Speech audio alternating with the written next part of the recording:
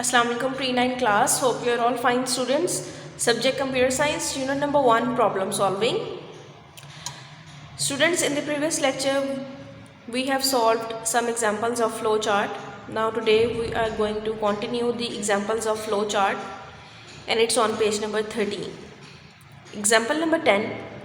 To determine name of a week day from a given number where weekdays are assumed from Monday to Sunday and their respective numbers from 1 to 7. Flowchart is starting from the symbol terminal start.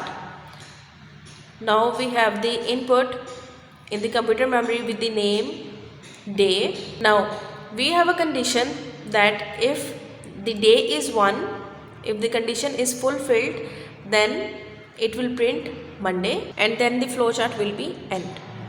If the condition is not fulfilling, then the other condition is day is 2. If the condition is yes, it will print Tuesday and then the flowchart will be end. If the condition is not fulfilling, then the next condition is day is 3. If the condition is true, print Wednesday and then the flowchart will be end. If the condition is not fulfilling, then the next condition is day is 4. If the condition is yes, it will print Thursday and the flowchart will be end.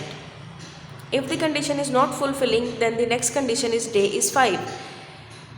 If yes, then it will print Friday and then the flowchart will be end. If the condition is not fulfilling, then the next condition is day is 6, and if yes, then it will print Saturday and the flowchart will be end. If the condition is not fulfilling, then the next condition is day is 7. If yes, then it will print Sunday and the flowchart will be end.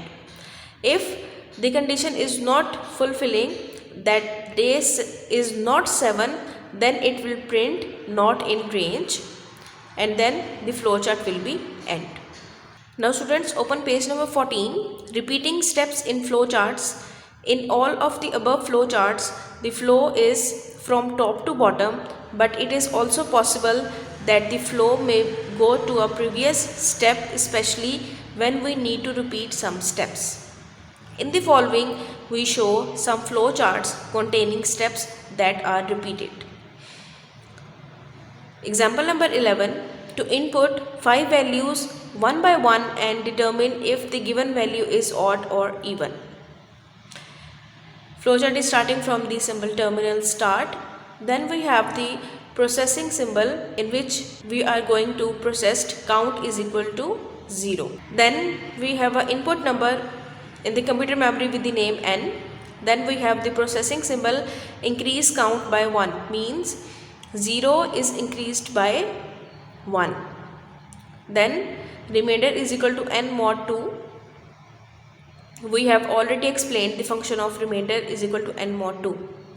Now we have a condition that if the remainder is 0, then it will print n is even, and if the condition is going to be false, then it will print n is odd.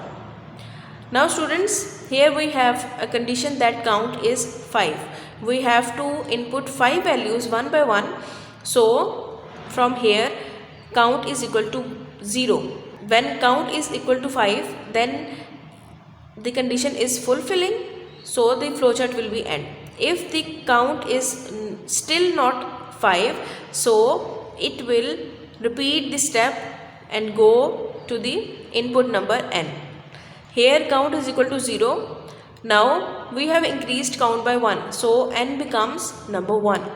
Again increase count by 1. Again the step of remainder. Conditions yes and no. Then again count is 5. If count is still not 5, so it will again go to the input number n step. As we have explained the example, now I am going to read it out. The above algorithm uses a count to keep counting the number of inputs given by a user. So we initially give it the value 0 and increase it by 1 after every input. After printing even or odd, we compare it with 5 If the count reaches to 5, we stop the flow or otherwise transfer it to input another value. Now the last example number 12 of flow chart. To find a sequence of odd numbers starting from a given number till some limit. Flow chart is starting from the symbol start, then we have the input number n and limit. N is the starting number and limit is the last number of our flow chart. So in the computer memory, input number will be entered with the name of n and limit. Now the processing is remainder is equal to n mod 2. Now we have a condition that if the remainder is 0, then the number will be increased by 1, and if the condition is not going to be fulfilled, then it will go to the next condition, n is less than limit.